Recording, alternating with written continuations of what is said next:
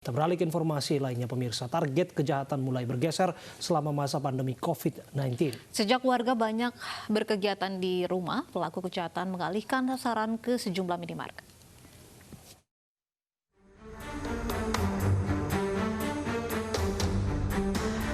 Target kejahatan di ibu kota mulai bergeser selama masa pandemi COVID-19.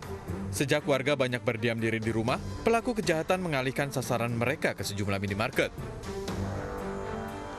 Seperti dua pelaku ini yang merupakan anggota dari komplotan penjahat spesialis pembobol minimarket. Keduanya sudah beraksi di 11 minimarket, 7 di DKI Jakarta, dan 4 minimarket di daerah Jawa Barat. Kedua tersangka ditangkap petugas dari Subdit 3 Resmo Polda Metro Jaya di kawasan Cikarang, Bekasi, Jawa Barat. Oh, dia muter balik di sini pas depan mobil. Sementara itu di Cibubur, Jakarta Timur, penangkapan dua pelaku pencurian 9 kaleng susu di sebuah minimarket terekam dalam video amatir warga. Kedua pelaku langsung kabur dengan mobil ketika karyawan minimarket meneriaki mereka. Warga yang mendengar teriakan berusaha mengejarnya. Pelaku diduga panik hingga mobilnya menabrak mobil yang ada di depannya. Keduanya ditangkap warga dan polisi yang sedang berpatroli. Warga sempat menghakimi kedua pelaku hingga babak belur. Saat digeledah, ditemukan senjata jenis airsoft gun. Bagi warga yang dalam keadaan darurat dan butuh kehadiran polisi dengan segera, bisa menghubungi nomor telepon berikut. Tim Liputan iNews melaporkan.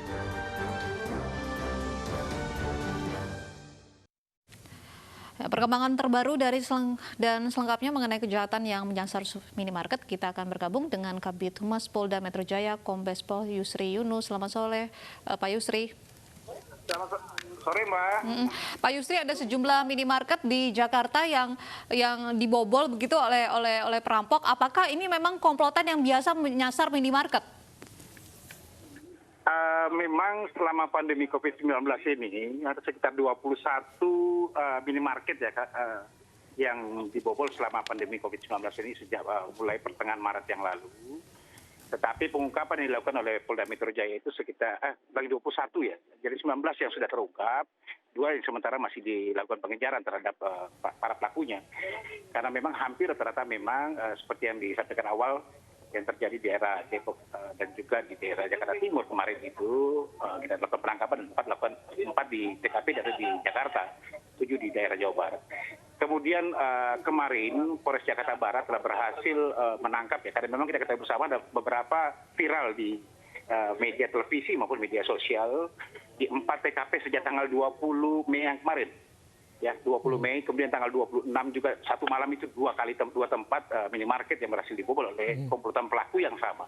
Terakhir di Taman Sari tanggal 2 kemarin juga sama viral di media televisi. Ini berhasil kita amankan 3 orang pelaku yang masih ini. Kemudian ada 2 yang pada saat kita lakukan penangkapan ini dengan tindakan tegas dan terukur kita amankan dan 1 masih DPO, Mbak. Oke.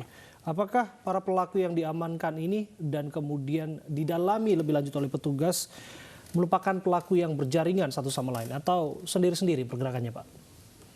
Mereka sementara ini memang berkelompok sendiri ya. Seperti yang waktu di bulan April yang lalu kita lakukan penangkapan di 11 TKP yang itu pengakuan dia dan kita cek memang di 11 TKP ada. Kalau yang ini 4 TKP dalam waktu kurun tanggal 20 itu kejadian di Duren Sawit, tanggal 26 itu 1 di daerah Sanggerahan juga ada, kemudian di daerah Kembangan dan yang terakhir tanggal 2 kemarin di Taman Sari. Ini satu kelompok yang sama, 6 orang mereka. Mungkin kalau kita lihat ada viral yang terakhir ini yang dia lakukan dengan menggunakan senjata api dan juga senjata tajam celurit ya untuk mengancam para pelayan-pelayan dari Indomaret tersebut atau pegawai Indomaret tersebut. Itu kerugian yang dialami Indomaret sekitar 100 juta lebih. Jadi mereka merampok saat masih ada pegawai atau saat minimarket sudah tutup, Pak Yusri? Mereka memang melihat saat-saat akan tutup karena kan kita ketahui bersama bahwa minimarket sekarang ini kan tutup sekitar pukul 10 malam ya. Jadi mendekati tutup 10 malam itulah mereka kemudian datang ke tempat minimarket tersebut dengan maksud untuk membeli dan melihat suasana sepi sudah tidak ada, kemudian dia mengancam dengan senjata api dan juga menggunakan celurit yang ada. Apakah hanya uang begitu yang disasar? 4 TKP ini memang uang semuanya karena dia memaksa langsung membuka ini berangkas yang ada, Mbak. Oke. Pak Yusri, apakah petugas juga melakukan patroli? Bagaimana patroli ini jika dilakukan memastikan bahwa supermarket ataupun pusat-pusat perbelanjaan yang ada di sekitar warga begitu tidak menjadi sasaran empuk kejahatan kriminal seperti ini? Patroli terus kita masih lakukan ya. Patroli dengan yang ditingkatkan kan memang ada satgas yang kita bentuk. Beberapa tempat. Memang terus kemudian kedua juga patroli di jam-jam rawan pun kita lakukan. Tapi memang ini yang terakhir ini adalah bukan pada saat mereka sedang menghitung, memang pada saat memang masih dalam keadaan berjualan, tapi daerahnya tempat yang sepi. Tetapi ini dengan kesigapan anggota-anggota Serse dan juga gabungan Polsek Taman Sari yang ada, kita kemudian dari kita melihat CCTV yang ada, kemudian juga berhasil mengidentifikasi para pelaku, kemudian melakukan penangkapan. Yang satu di Bantar Gebang, yang satu di daerah Jakarta Timur. Ya. Selain pengawasan begitu dari pihak aparat kepolisian, apa saja yang harus diantisipasi dari para pemilik minimarket dan juga para pegawainya untuk mengantisipasi perampokan ini? Sebenarnya kita sudah menghimbau ya, kita berkoordinasi kemarin dengan para pemilik-pemilik minimarket, baik itu Indomart, Alfamart, semuanya pada saat kejadian yang waktu di Jawa Timur, di Jakarta Timur kemarin, kita sempat duduk bersama dan kami menghimbau kepada para pemilik daripada minimarket ini untuk memang menyiapkanlah satuan pengamanan di masing-masing minimarket yang ada, karena terus terang hasil pemeriksaan kita kepada para pelaku yang sekarang kita lakukan pendalaman, mereka mengatakan memang tempat itu sepi dan memang tidak ada sama sekali satuan pengamanan yang ada. Makanya kami mengharapkan para asosiasi minimarket ini untuk menyiapkan lah. Kemudian yang kedua juga bisa berkoordinasi lah dengan masyarakat setempat untuk bisa membantu dalam hal pengawasan juga minimal tetangga yang sebelah dari minimarket lah untuk bisa membantu di sana. Karena rata-rata pas jam-jam mau tutup pasti akan dilaksanakan.